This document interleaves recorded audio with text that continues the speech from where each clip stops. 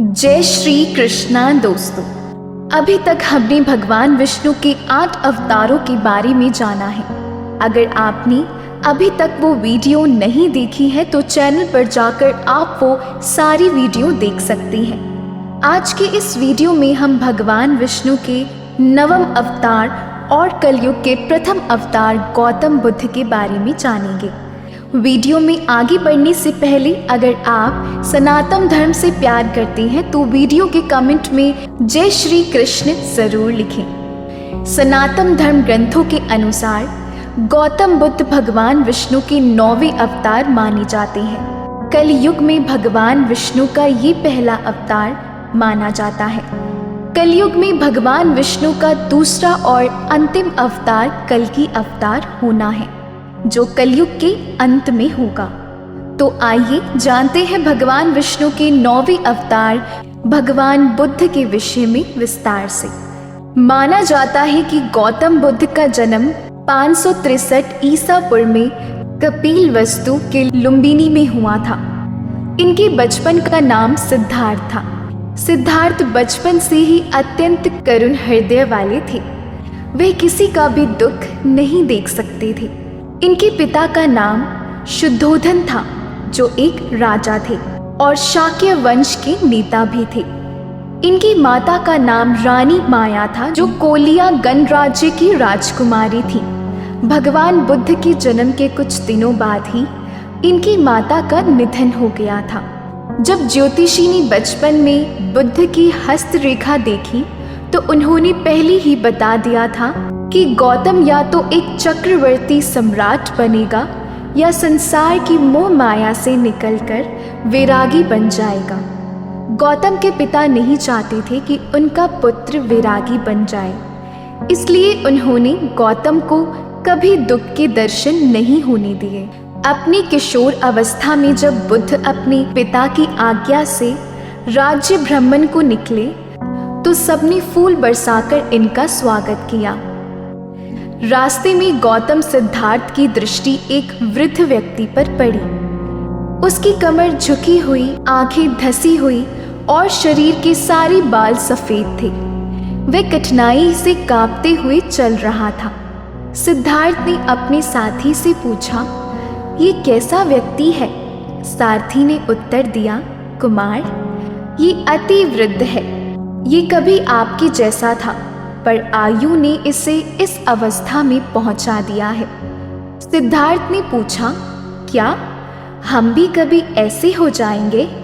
उत्तर मिला, बढ़ती आयु के साथ सबको ऐसा ही होना पड़ता है। राजकुमार उदास हो गए और भ्रमण की इच्छा त्याग कर महल लौट गए। जब राजा को ये सब ज्ञात हुआ तो उन्होंने मंत्री को आदेश दिया कि राजकुमार को वृद्ध लोगों की छाया भी नहीं दिखनी चाहिए।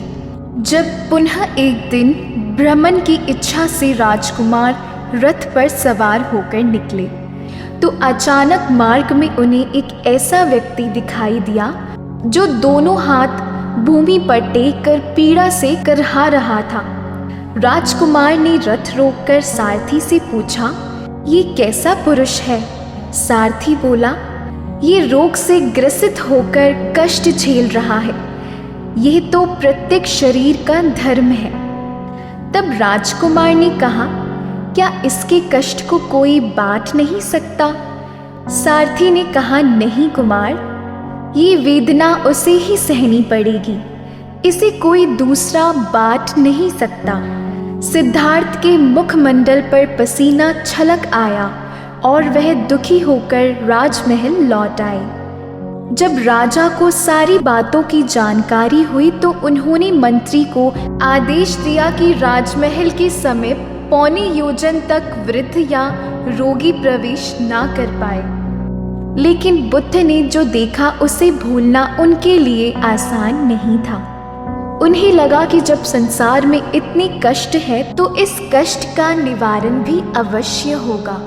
कुछ दिनों बाद राजकुमार पुनः भ्रमण पर निकले। तभी उनके सामने किसी की शव यात्रा निकली। लोग दुखी होकर रो रहे थे। राजकुमार के पूछने पर सारथी ने बताया कि किसी की मृत्यु हो गई है और उसके निष्प्राण शरीर को जलाने के लिए सभी शमशान जा रहे हैं। राजकुमार ने पूछा, क्या सबको मरना पड़ता है?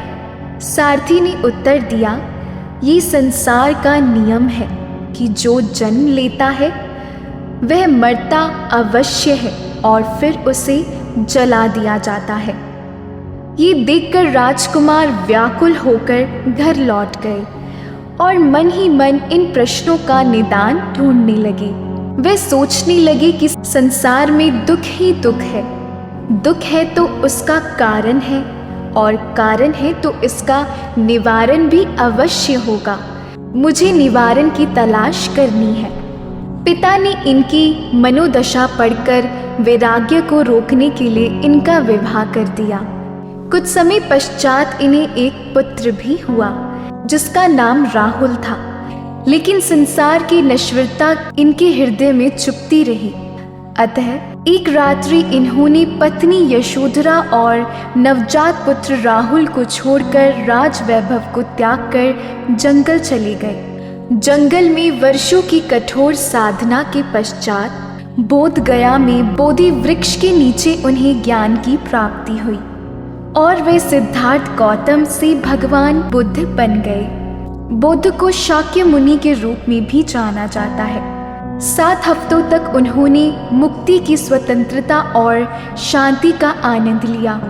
प्रारंभ में तो वह अपने बुद्धि के बारे में दूसरों को ज्ञान नहीं देना चाहते थे। बुद्ध का मानना था कि अधिकांश लोगों को समझाना बहुत मुश्किल होगा।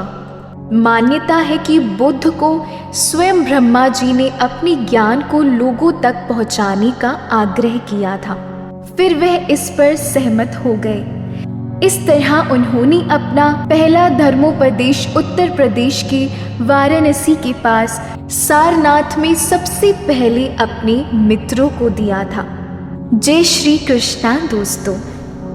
अगर आप सनातन धर्म से जुड़ी फैक्ट्स जानना चाहते हैं तो वीडियो को लाइक और चैनल को सब्सक्राइब जरूर करें।